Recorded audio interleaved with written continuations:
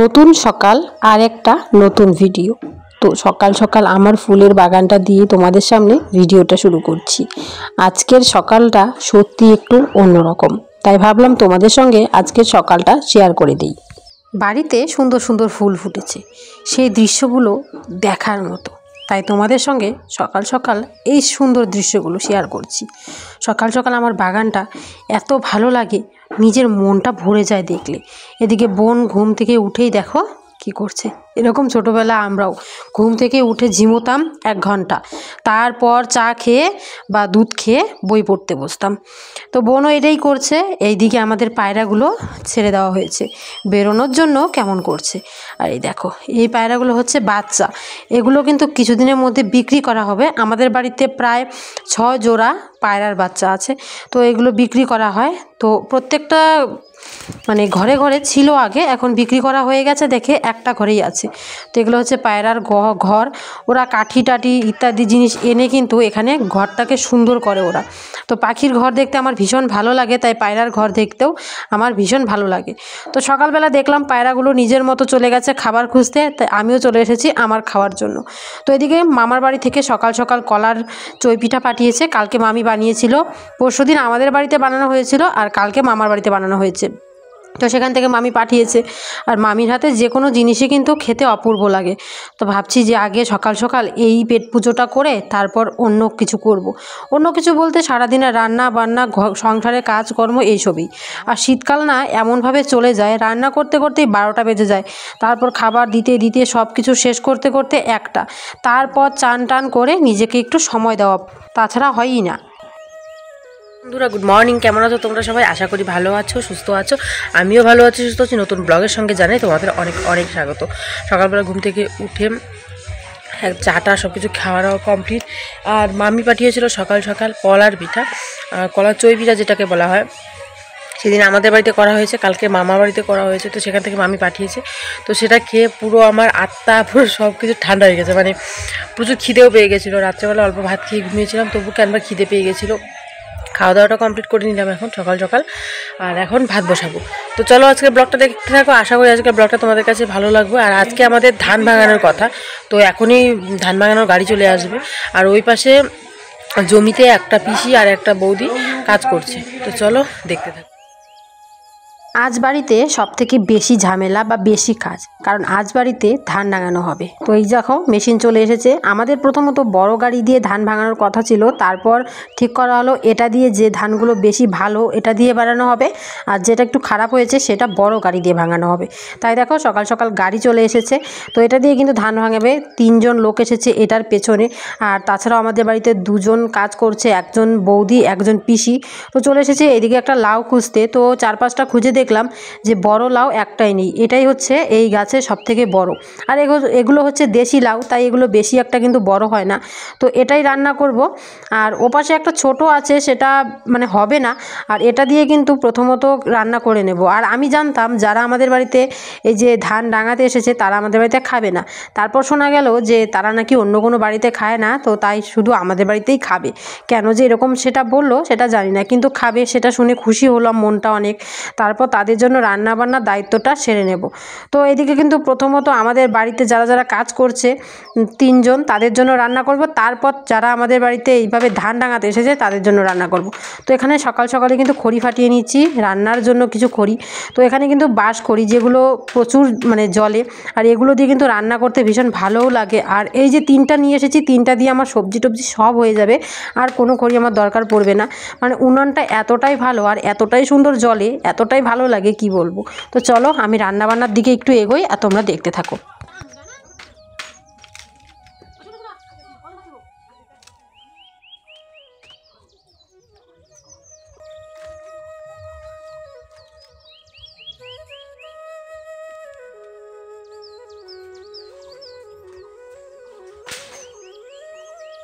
খড়ি টড়ি সব কিছু ঘরে নিয়ে এলাম। এখন ভাত বসাবো। ভাতের এই যে হাঁড়িটা কালি হয়ে আছে, কালকে রাত্রে রান্নার পর হাঁড়ির যে ভেতরটা আছে সেটা ধুয়েছি, আর সাইডগুলো ধুইনি, কারণ আবার ভাত রান্না করতে হবে। তো ভাবছি রান্না শেষ করে হাঁড়ি কড়াই যা আছে সব কিছু ধুয়ে নেব। তো এদিকে এখন ভাতের জালটা ধরাচ্ছি। আমার উনুনে প্রথমত জাল ধরাতে অনেকটা কষ্ট হয়, মানে যখন জালটা ধরে যায় তখন আর একদম কষ্ট হয় না, তার আগে একটু একটু করে মানে পাটকাঠি দিতে দিতে তারপর জালটা যখন একদম গুমগুমিয়ে জ্বলে ওঠে তখন কিন্তু বাঁশকুড়ি দেওয়া হয়।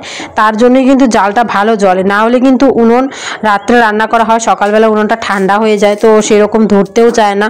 আর বর্ষাকালের দিনে তো জল পড়ে, তো জল মানে উনুনের মধ্যে জল পড়ে, সেই কারণে বর্ষাকালের দিন আরও জ্বলতে চায় না। তো শীতকালে ঠান্ডা হয়ে থাকে, এর জন্য কিন্তু উনুনটা জ্বলতে চায় না। এটা এখন জ্বলতে জ্বলতে আবার নিভে গেছে, এটাকে আবার জ্বালাতে হবে। এখন একটা গ্যাস লাইট দিয়ে জ্বালিয়ে নেব। তো এভাবেই কিন্তু প্রত্যেকদিন আমার সকালবেলার ডিউটি শুরু হয়ে যায়। এই যে উনুন ধরানো, উনুন ধরাতেই সময় লাগে 10-15 মিনিট সময় লেগে যায়। আর যেদিন জ্বলে যায় সেদিন এক নিমেষেই জ্বলে যায়, যেদিন জ্বলতে চায় না সেদিন একদমই মানে তাড়াতাড়ি হয় না। এদিকে তাই আমি উনুনটাকে ঠিকঠাক করে ধরিয়ে তারপর কিন্তু সবজি রেডি করব। আর সকালবেলা কিন্তু প্রথমত আমরা তিনজন, মানে মা আজকে খাবে না, মার হচ্ছে একাদশী, আর আমাদের বাড়িতে যে তিনজন কাজ করছে তাদের জন্য রান্নাটা শেষ করে নেব, তারপর কিন্তু অন্য দায়িত্বগুলো পালন করব। এইদিকে দেখো বাড়িতে অনেক লোক এসেছে, আর ধান টাঙানো কিন্তু শুরু হয়ে গেছে আমাদের। তো চলো তোমাদের এক ঝলকে দেখিয়ে আসি। আর বাড়ির ভেতর থেকে কারেন্ট টানা হয়েছে, এটা হচ্ছে কারেন্টের মেশিন, তো বাড়ির ভেতর থেকেই কিন্তু টানা হয়েছে। তো দেখো সবাই এভাবে ধান মারাচ্ছে। আর আমাদের বাড়িতে আজকে টোটালি 9 জনের রান্না বান্না খাওয়ার দায়িত্ব, সব কিছু করতে হবে আমার, তো তাই সব কিছু তাড়াতাড়ি শেষ করতে হবে। আর আমি 9:30টার দিকে রান্না বসিয়েছি, 12টার মধ্যে আমার সবার রান্না কমপ্লিট। এদিকে যত কিছু রান্না করেছি সব 12:30টার মধ্যে কমপ্লিট হয়ে গেছে।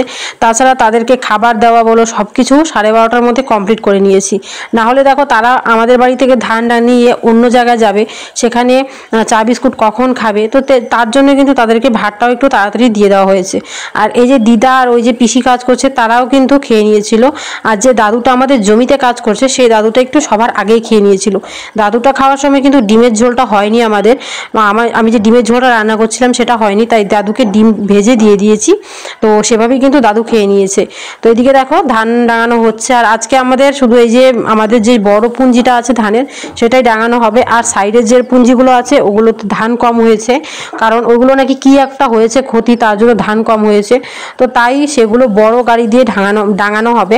আজকে কিন্তু এই যে ছোট গাড়িটা এটা দিয়েই হচ্ছে। আর প্রায় আমাদের গ্রামের অনেকেরই ধান ডাঙানো কমপ্লিট, এটা আমাদের মাঝামাঝির দিকে ধানটা হচ্ছে। তার কারণ দেখো আমাদের এই জমির কাজ করতে করতে ধানের কাজে করার সময়টাই মিলছিল না, তাই আজকে ধানের কাজ করছে। ধানের পেছনে কিন্তু 6-7 দিন চলে যায় জমির কাজ শেষ করতে করতে, তারপর ধানের কাজ সব কিছু মিলে 6-7 দিন চলে যায়। এখানে সবাই ধান ডাঙাচ্ছে, আর এই পাশে এই মামাটা কিন্তু ধানের যে আটিগুলো আছে ওগুলো নামাচ্ছে। তো চলো বাড়ি যাই বন্ধুরা। এদিকে আমার ভাত হয়ে গেছে, এই যে ভাতের মার দিয়ে দিয়েছি সেঁকতে।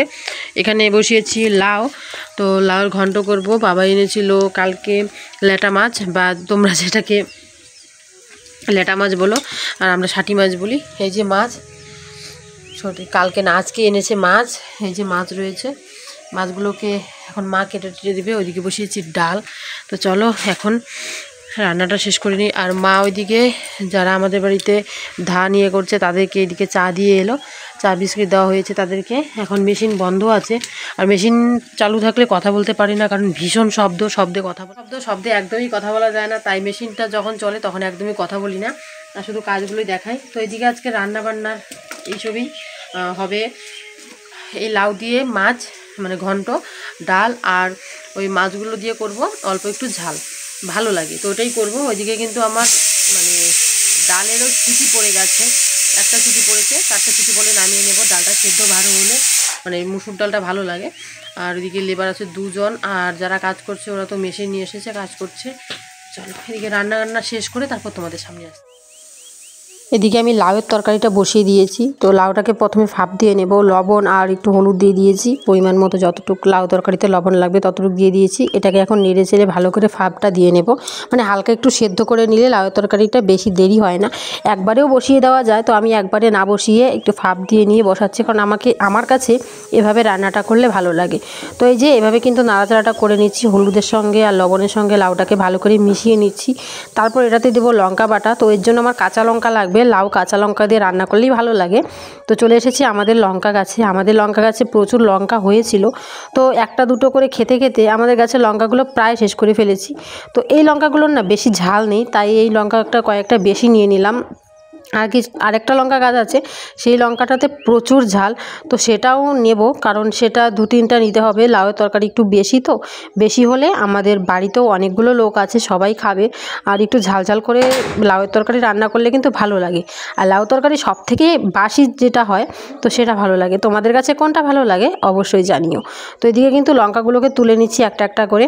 তো এই যে লঙ্কা যতটুকু নিয়েছি অতটুকু পরিমাণ লঙ্কা আমার হয়ে যাবে। এগুলো নিয়ে যাব ঝটপট করে বাড়ি গিয়ে বাড়তে হবে, তাছাড়া জিরা লাগবে, এইসব লাগবে।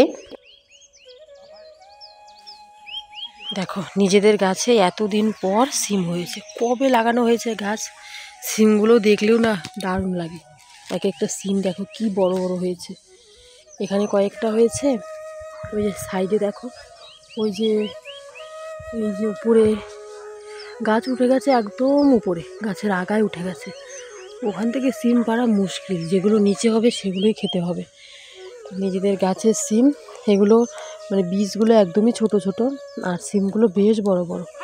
এগুলো দিয়ে কিন্তু মানে যে কোনো চচ্চড়ি বলো, যে কোনো কিছুই খেতে ভালো লাগে। আবার ফুলও হচ্ছে অনেক, তার মানে আরও সিম অনেক হবে।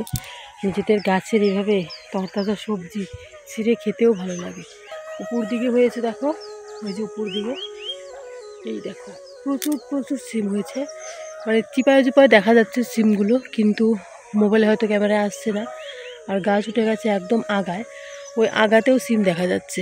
আর এটা হচ্ছে আমাদের পেঁপে গাছ, একটাও পেঁপে নেই। হয়েছিল সব পড়ে গেছে, নষ্ট হয়ে যায়। ওই পেঁপেগুলো থাকে না, করা হয় তারপর পড়ে যায়। এইদিকে সিম গাছ আবার এদিকে চলে যাচ্ছে। নিজেদের গাছে এরকম তরতাজা সবজি দেখতেও ভালো লাগে, খেতেও ভালো লাগে। তো চলো, আমি লঙ্কা তুলে নিয়েছি, এই লঙ্কাগুলো দিয়ে আমি লাউ ঘন্ট করব। এই যে লঙ্কা, আর এই যে এইগুলোর বেশি ঝাল আর এইগুলোর কম ঝাল। তো চলো এদিকে আমি বাড়ি যাই, বাড়ি গিয়ে তাড়াতাড়ি লাউয়ের তরকারিটা রান্না করে ফেলি। ওদের চা খাওয়া কমপ্লিট হয়ে গেছে, কাপগুলো এখানে এনে রেখেছে মা। আর এই কাপগুলো দিয়ে চা খাওয়াতে একটা সুবিধা হয়, মানে কাপগুলো ছোট, চাটাও একটু কম হাঁটে, নাহলে বড়গুলো দিয়ে চা করে তালানো যাবে না, এতটাই চা লাগবে। তো চলো আমি চলে এসেছি ঘরে এখন। এদিকে কিন্তু লাউয়ের তরকারি, মানে লাউটা আমি হালকা করে ভাপ বসাতে দিয়েছি, ভাপ না দিলে কিন্তু ভালো লাগবে না। ভাপ হয়ে গেছে, এটাকে নামাবো। এই যে লঙ্কা, এখন জিরে আর লঙ্কাটা বেটে নেব। আর ওদিকে তো ডাল সেদ্ধ হয়ে গেছে, ডালটাকে নামিয়ে তাড়াতাড়ি করে ডালটাকে সম্বার দিয়ে দিই। লাউ আর ডাল আর দিয়ে করবো অল্প মাছ দিয়ে ঝাল, এটাই রান্না করব। সুন্দর দেখো সেদ্ধ হয়েছে, খুব সুন্দর খুব সুন্দর সেদ্ধ হয়ে গেছে, ভালো লাগবে খেতে। আর লাউটা বেশ বড় না, ছোট ছোটোই হয়। এগুলো হচ্ছে দেশি লাউ, বেশি বড় হয় না লাউগুলো, ছোট ছোটোর মধ্যে টেস্টই বেশি হয় এটা। তো চলো এখন এটাকে নামিয়ে রান্নাটা করতে থাকি।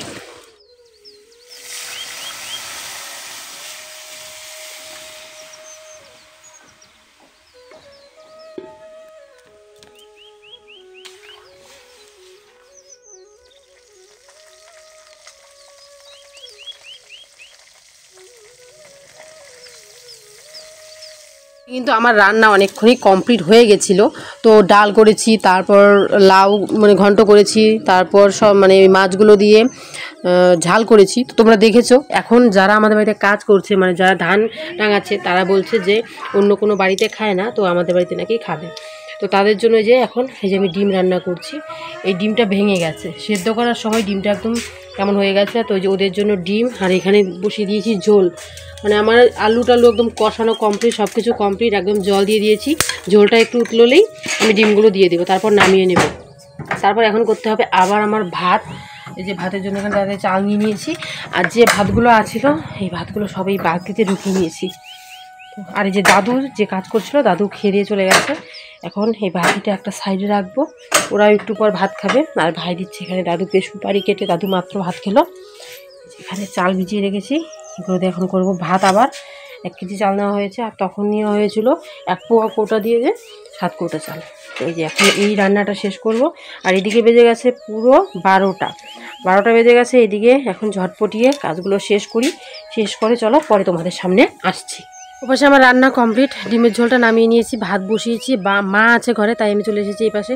দুটো কড়াই প্রচুর নোংরা হয়েছে, এই দুটোকে এখন ধুয়ে নেব। ধুয়ে মা ওদিকে বলছে যে ওই দাদাদেরকে মা ভাত দেবে, যারা যারা কাজ করছে সবাইকে মা ভাত দেবে। তো ঠিক আছে, আমি এখন তাহলে কড়াইগুলো ধুতে পারবো। হাতের অবস্থা দেখো পুরো কালি হয়ে গেছে, এটা এটা পুরো কালি হয়ে গেছে, কারণ উনানে রান্না করলে এমনই হয়। আর কড়াইটা প্রচুর নোংরা হয়ে গেছে, এটা ধুতে।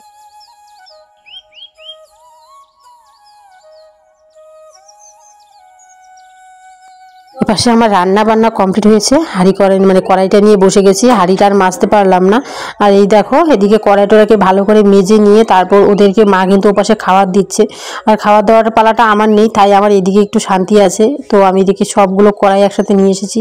এটার মধ্যে তরকারিটা জাল করেছিলাম আর এটার মধ্যে তো রান্না করেছি। রান্নার পর কড়াইটা এতটাই কালি হয়েছে কি বলবো। আর কড়াইটা কিন্তু মাটি দিয়ে লেপ দেওয়া হয়েছিল, ওই কারণে মনে হয় পেছনটা আরও বেশি কালি কালি লাগছে। আর এত কালি কড়াই না একদমই ভালো লাগে না, দুদিন পরে পরে মাজতে হয়। তো তার জন্য আজকে নিয়ে 3 দিন হয়ে গেছে পেছনটা মাজা হয় না। তো ভাবলাম যে না একবারে মেজে নেই, তারপর অন্য কাজ করব।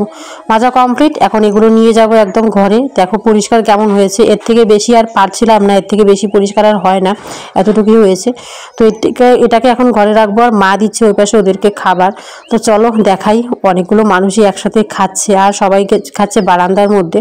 ওখানে 3 জন, 2 জন 5 জন। আর দাদু খেয়ে গেছে সকালবেলা, তো দাদু এখন আর খাচ্ছে না, পরে খাবে।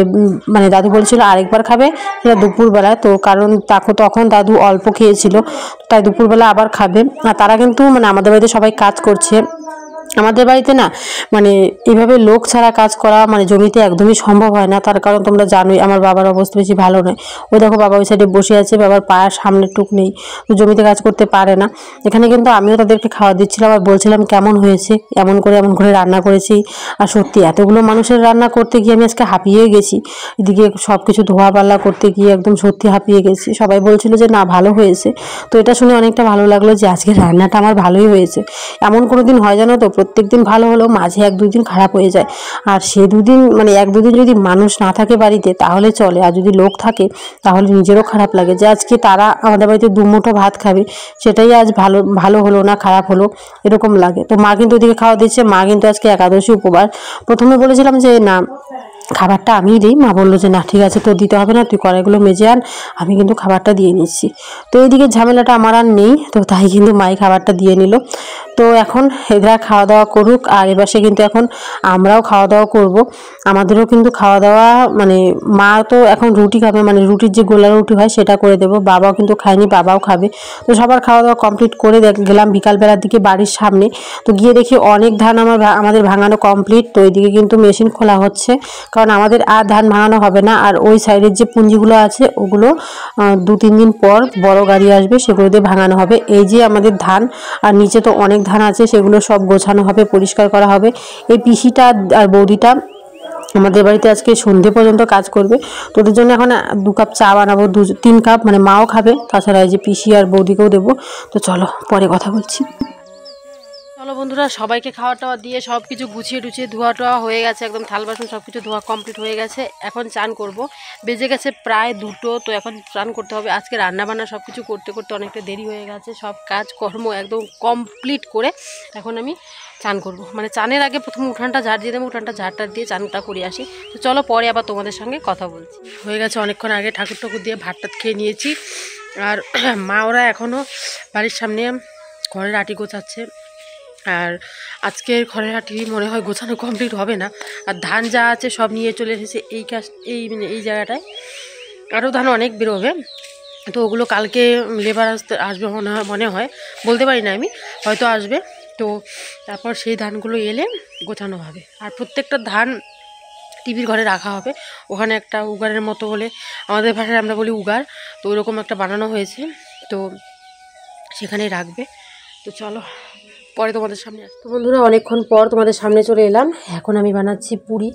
তো এখানে যে আটা নিয়ে নিয়েছি, তেল গরম করতে বসিয়ে দিয়েছি, ঝটপট করে পুরি করব।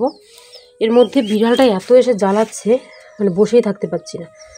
আমি বসে থাকছি, আমার পেছন দিকে এসে মনে ধরে ফেলবে এরকম ভাব করছে। তো চলো আমি আজকে এখন পুরিগুলো বানিয়ে নিই। আজকে হচ্ছে একাদশী, মা উপবাস।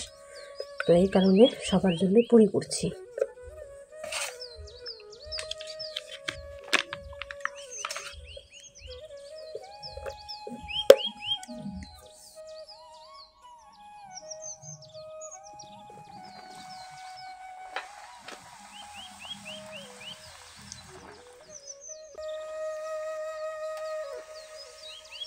এপাশে মায়ের জন্য রাত্রেবেলায় পুরি করছিলাম। তো পুরি না আমি সেরকম বেশি একটা মা আমাকে বানাতে দেয় না, কারণ আমার যখন থেকে পা পুড়ে যায় তখন থেকেই বেশিরভাগ সময় আমাকে গরম তেলের সামনে মা একটা আসতে দেয় না।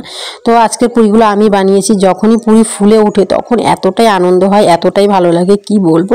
পুরিগুলো পুরো মানে যতগুলো পুরি বানিয়েছি বেশিরভাগ পুরিগুলোই আমার ফুলে উঠছিল। তো অনেকটাই মজা লাগছিল, আনন্দ লাগছিল। আর পুরি ফুললে খেতেও ভালো লাগে আর আনন্দও লাগে। আর এর সাথে করব কফি ঘন্ট। তো অনেকগুলো পুরি আমার বানানো কমপ্লিট। এখন কফি ঘন্ট বসাবো। বাঁধাকপি বাবা সকালবেলা এনেছিল, সেটার ঘন্ট করব। তো এদিকে সব কিছু কমপ্লিট। তো চলো পরে কালকে আবার তোমাদের সঙ্গে নতুন ব্লগ নিয়ে আসবো।